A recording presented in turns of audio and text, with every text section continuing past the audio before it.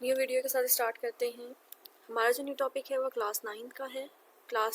यहाँ पे जो कार्बन का मतलब है, कार्बन हमारे पास एक एलिमेंट है, जैसे हमारे पास सोडियम है, हाइड्रोजन है और बाकी सारे एलिमेंट्स पीरियोडिक टेबल में मौजूद है। ओके, एलोट्रॉपी का क्या मतलब होता है? एलोट्रॉपी जो है वो बहुत सारे एलिमेंट्स हमारे पास पीरियोडिक टेबल में मौजूद है, लेकिन उनकी फिजिकली जो प्रॉपर्टीज़ हैं या फिजिकली उनके जो अपीयरेंस है वो चेंज हो और केमिकल उनका सेम रहे, केमिकल प्रॉपर्टीज़ उनकी सेम रहे। This is called allotropy. Allotropy जो है बहुत सारे एटम्स की मौजूद होती है, उसमें हमारे पास सिर्फ कार्बन नहीं जिसके बारे में हम पढ़ रहे हैं, बहुत सारे और से मौजूद होते हैं। उनमें एक है हमारे पास, ये आपको जो सामने नज़र आ रहा है कि एक सल्फर बिल्कुल ही क्रिस्टलाइन फॉर्म में और एक बिल्कुल अमॉर्फस फॉर्म में मौजूद है। तो ये भी हमारे पास क्रिस्टल्स, ये भी हमारे पास एलोट्रॉपीज़ हैं जिसकी क्रिस्टलाइन फॉर्म में। ठीक है, तो यहाँ पे जो सल्फर के आपको मॉलिक्यूल नजर आ रहे हैं, उनके अरेंजमेंट से आपको पता चल रहा होगा कौन से क्रिस्टलाइन है। ये क्रिस्टलाइन है जिनकी अरेंजमेंट बता रही है, जो कि वो बिल्कुल अपने रेगुलर इंटरवल्स के साथ आ रहे हैं। अब उसके बाद चलते हैं कार्बन्स की तरफ। कार्बन्स की भी बहुत सारी फॉर्म्स हैं, उन सब में से आज कोशिश करेंगे कि हम कम्प्लीटली डिस्कस कर लें। तो हमारे पास जो कार्बन की हैं एलोट्रॉप्स फॉर्म्स हैं वो बहुत सारी एग्जिस्ट करती हैं। अब उनके स्ट्रक्चरल बेस पे भी वो डिफरेंट करती हैं, उनकी प्रॉपर्टीज़ के बेस पे भी डिफरेंट करती हैं। उनमें हमारे पास आज हम पढ़ेंगे डायमंड पढ़ेंगे, ग्रेफाइट पढ़ेंगे और इसके अलावा भी बाकी सारी फॉर्म्स भी पढ़ेंगे। जो डायमंड और ग्रेफाइट हमारे पास मौजूद है, ये दोनों के दोनों क्रिस्टलाइन फॉर्म है।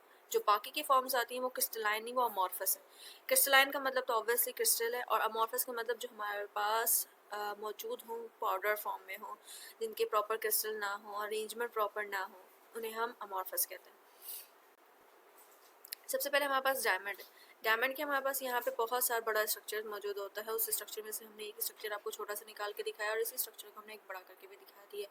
ये इसके स्ट्रक्चर है, डायमंड उसके बीच में नहीं होता। तस्वीर के लिए दिखाया जा रहा है कि एक कार्बन एटम बाकी 4 कार्बन एटम के साथ अटैच्ड होता है, इसे कहते हैं टेट्राहेड्रल।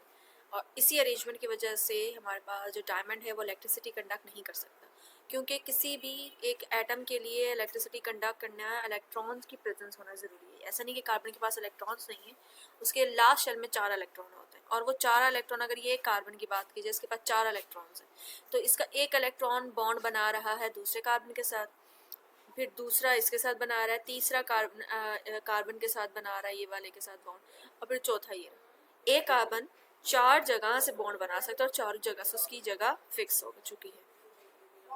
और किसी के पास अगर इलेक्ट्रॉन फ्री हो तो वही इलेक्ट्रिसिटी कंडक्ट कर सकता है। इलेक्ट्रॉन का फ्री होना इलेक्ट्रिसिटी कंडक्ट करवाता है, अदरवाइज नो। इसलिए हमारे पास डायमंड इलेक्ट्रिसिटी कंडक्ट नहीं कर सकता। अब चले बात करते हैं डायमंड के स्ट्रक्चर के बारे में।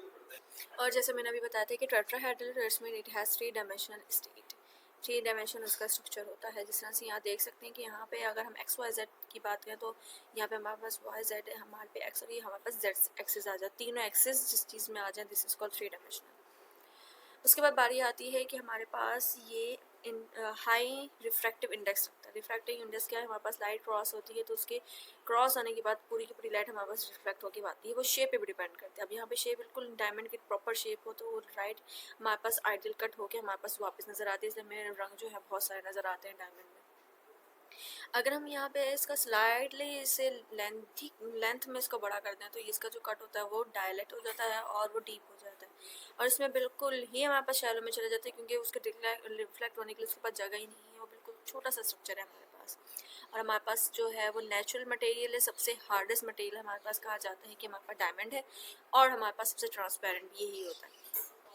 ग्रेफाइट की प्रॉपर्टीज़ में तो हम सबसे पहले जान सकते हैं कि हमारी पेंसिल लीड में जो हमारे पास जो एलिमेंट मौजूद होता है वो है कार्बन, और उसकी जो एलोट्रॉप फॉर्म होती है वो ग्रेफाइट है।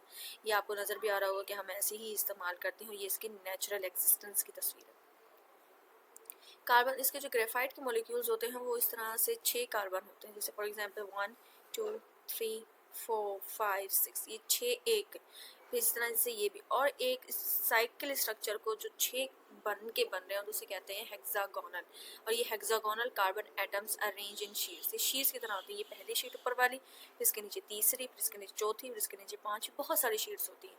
जैसे कि यहाँ पे ग्रेफाइट नज़र आ रही है। ग्रेफाइट के यहाँ पे आपको लेंथ के साथ कोवलेंट बॉन्ड होता है, ऑब्वियसली क्योंकि दोनों के दोनों नॉन मेटल्स हैं, कार्बन कार्बन आपस में नॉन मेटल्स हैं।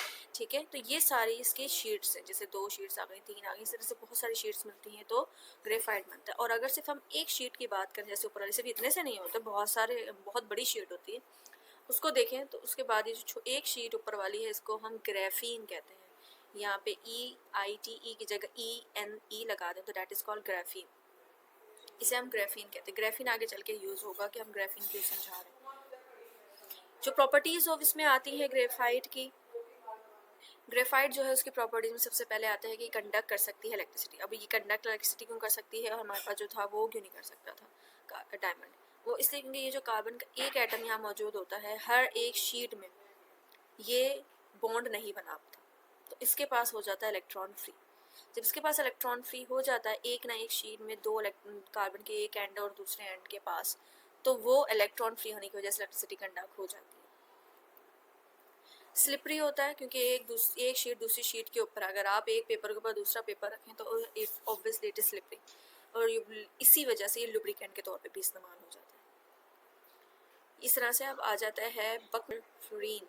यहाँ पे जो कार्बन मौजूद होते हैं वो होते हैं कार्बन 60 भी कहा जाता है। इसे कार्बन 60 क्यों कहते हैं? क्योंकि एक बॉल जो पूरी बनी होती है उससे कम से कम 60 कार्बन एक साथ मौजूद होते हैं। अब बाकी हमने कार्बन शीट्स में भी आपको नहीं बताते कितने कार्बन होते हैं ना डायमंड में, क्योंकि बहुत लंबा स्ट्रक्चर होता है, उसके हम कार्बन गिनते नहीं। ये प्रॉपर एक बॉल बनती है, तो उस पूरी बॉल जो बनती है, बॉल स्ट्रक्चर जैसे हमारी फुटबॉल टाइप होती है, तो उस जो बॉल पूरी बनती है उसमें कार्बन 60 टोटल 60 कार्बन मौजूद होते हैं। ठीक है, स्फेरिकल होती है ऑब्वियसली, देख सकती है आपको कि स्फेरिकल शेप आ रही है। ठीक है, ये है नैनो ट्यूब्स। नैनो ट्यूब्स ये चीज़ है, यहाँ पे आपको दिख रहा होगा ग्रेफाइट की ये शीट्स रखी हुई हैं बहुत सारे, जिन्हें हम स्टैक शीट्स कहते हैं, और इन एक शीट्स को ले लें तो इसे हम कहते हैं ग्राफीन। सो नैनो ट्यूब्स और ये सब चीज़ों के आखिर वर्क किस तरह से करते हैं, let's show you a little bit of picture. For example this is the carbon 60 हमारे पास, जिसे हम बकी बॉल भी कहते हैं। ओके, इसे फ्लोरीन भी कहते हैं, बकी बॉल भी कहते हैं, और बकमिंस्टर फ्लोरीन भी कहते हैं। तीनों नाम इसी एक चीज़ के। ये बनती कैसे? जब इसे हम, हमारे पास ग्रेफीन होता है, ग्रेफीन की सिंगल शीट को अगर हम हीट करने के बाद एक सिंगल ट्यूब में ले आएँ तो जिस तरह से वो बनती है इसे कहते हैं नैनो ट्यूब्स। ठीक है, जो आपको तस्वीर के तौर पर वहाँ पे दिख रहा था, यहाँ पे एक मूविंग पिक्चर की तरह नजर आ, जब नैनो ट्यूब्स बहुत ज़्यादा इस्तेमाल हो रहे हैं। हमारे पास ये आ गया बाकी जिसमें हम ग्रेफीन की एक शीट को मिला के एक बॉल की तरह से शेप दे देते हैं। इनकी शेप का फ़र्क यहाँ होता है कि कुछ हेक्सागोनल्स होती हैं, सबकी एक शेप नहीं होती। जैसे फुटबॉल में हमारे पास सारी हेक्सागोनल शीट्स कंबाइन होती हैं, यहाँ पे हमारे पास कुछ हेक्सागोनल होती है, 6 कार्बन मिलके बनते हैं, और कुछ हमारे पास पेंटागन, ये कुछ 5 वाली भी होती हैं हमारे पास बाकी बॉल्स। ये हमारे पास दिख सकता है आपको किस तरह से जिगजैग मोशन में हमारे पास आ रहे हैं। ठीक है, तो ये सारी हमारे पास शीट्स वगैरह की और हर चीज़ की बात हो गई कि हमारे पास नैनो ट्यूब्स वगैरह की आती है। उसके बाद बारी आती है प्रॉपर्टीज़ की। हम इस सारी ग्रेफाइट वगैरह को नैनो टेक्नोलॉजी में भी इस्तेमाल करते हैं। मटेरियल साइंस, क्रिस्टलाइन, अमॉर्फस और रैंडम मटेरियल्स क्या होता है? रैंडम मटेरियल्स में होता है कि कोई कार्बन उसके डिस्टेंस में देखा जाए तो हर कोई रैंडमली तौर पे है, कोई भी खास वजह नहीं कि 3 आपके पास कार्बन हो एक जैसे होंगे या दूसरे होंगे। कार्बन की बात नहीं, यहाँ हर किसी क्रिस्टलाइन की बात हो रही है कि रैंडम ऐसे होते हैं। अमॉर्फस का कोई खास शेप नहीं होता। आप इस वाले मॉलिक्यूल्स, अगर इस वाले मॉलिक्यूल को भी डिस्कस कर लें तो इसके मॉलिक्यूल्स में, इसके मॉलिक्यूल्स में भी फ़र्क आएगा। लेकिन अगर बात की जाए हमारे पास क्रिस्टलाइन की, तो उनके प्रॉपरली अरेंजमेंट होती है, 3 डायमेंशनल उनकी अरेंजमेंट होती है, रेगुलर अरेंजमेंट होती है, उनकी। तो हमारे पास जो स्ट्रक्चर के तौर पे हमारे पास स्ट्रक्चर आता है उनका, जो नॉट रेगुलर नहीं होता, डिसऑर्डर होते हैं, उनमें हमारे पास आता है कोल, कॉक और चारकोल आते हैं। ये हमारे पास हैं amorphous allotropic forms of carbon.